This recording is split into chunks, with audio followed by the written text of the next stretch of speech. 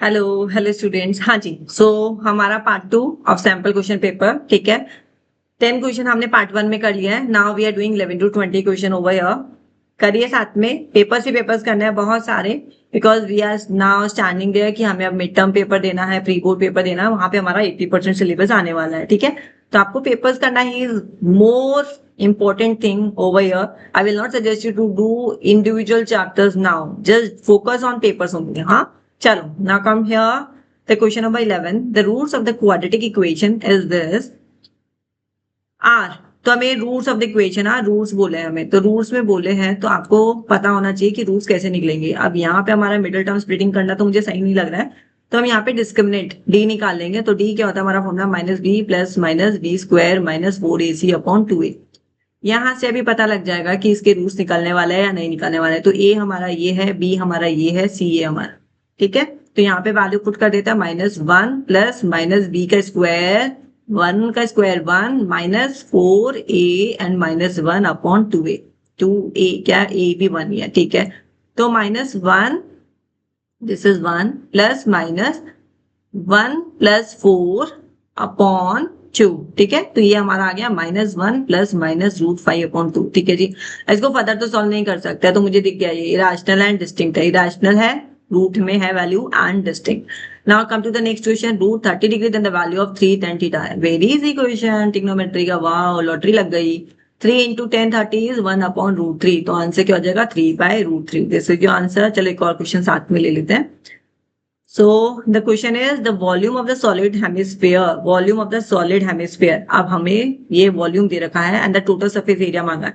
तो total surface of hemisphere है, हाँ स्फेयर नहीं, हेमिस्फेयर। तो total surface area of hemisphere क्या होता है, 3πr²। फॉर्मूलाज लर्न कर लो, फॉर्मूला शीट चाहिए तो कमेंट्स में डालो, I get formula sheet for you.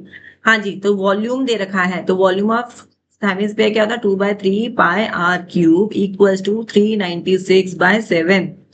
2 से 396 को कट कर देते हैं, अभी तो मुझे यही दिख रहा है कट करने के लिए, 198। इसको फर्दर सॉल्व करते हैं।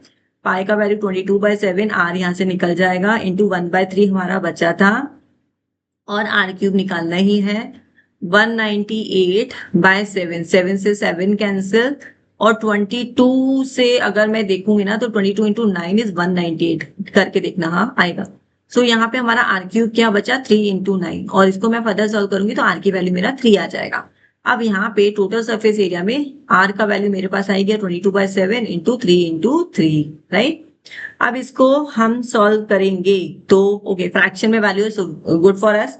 डिनोमिनेटर 7 है तो डेसिमल में नहीं निकालना है, सारी वैल्यूज को मल्टीप्लाई करना है।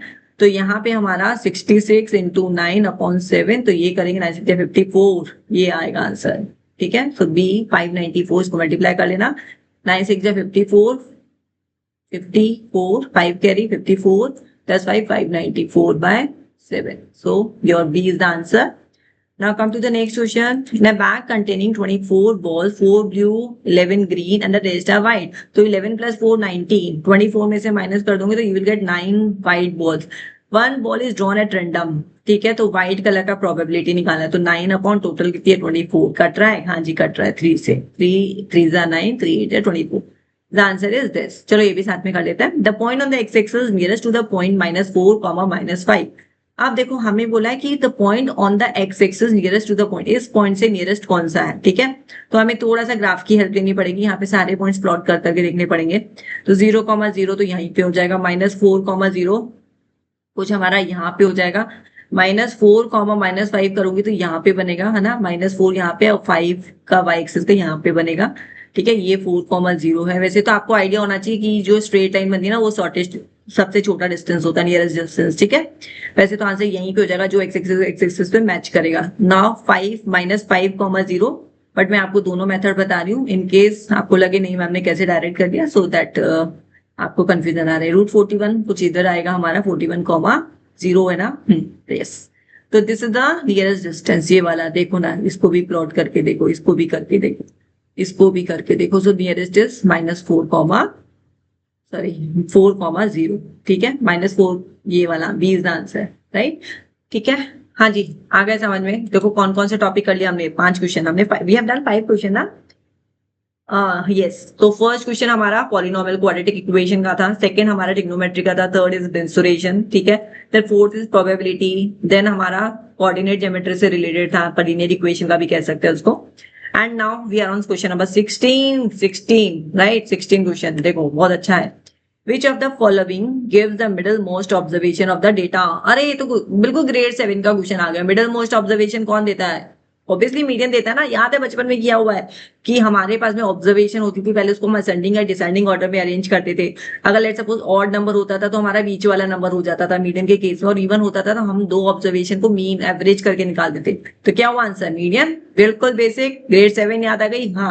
हाँ जी, next question is a point on the x axis divide the line segment A2, -3 and 5, 6। थोड़ा सा ग्राफ की तरह अकॉर्डिंगली प्लॉट करो इसको तो बहुत अच्छी अंडरस्टैंडिंग बनेगी।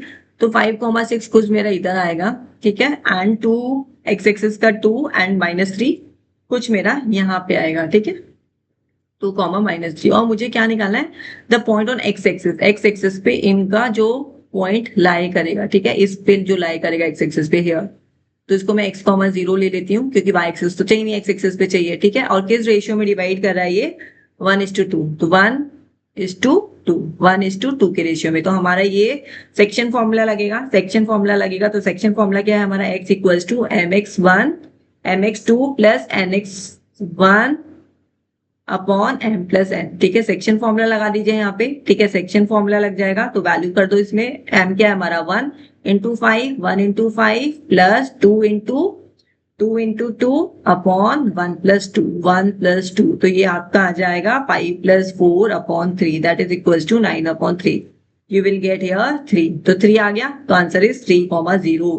क्योंकि एक्स एक्सेस पे कट कर रहा है ना, तो या तो ये वाला होगा या ये वाला होगा, दोनों में से एक होगा, तो हमने वो निकाल ही लिया। अ card is drawn from A well suffered deck of playing card, the probability of getting a red face card, red face card, हाँ फेस कार्ड चाहिए। फेस कार्ड हमारे पास में हर एक ग्रुप में 3 फेस कार्ड होते हैं। अगर मैं यहाँ पे रेड बोला है तो एक हार्ट में से हो सकता है और एक डायमंड में से हो सकता है, ठीक है। अब 3 + 3 कर देंगे तो कितना हो जाएगा? 6। तो 6 by total cases, total card 52, total card 52, तो ये हो जाएगा हमारा, कट कर देंगे इसको 2 से, तो यू विल गेट 3/26, ठीक है जी। चले आगे, असर्शन रीजनिंग।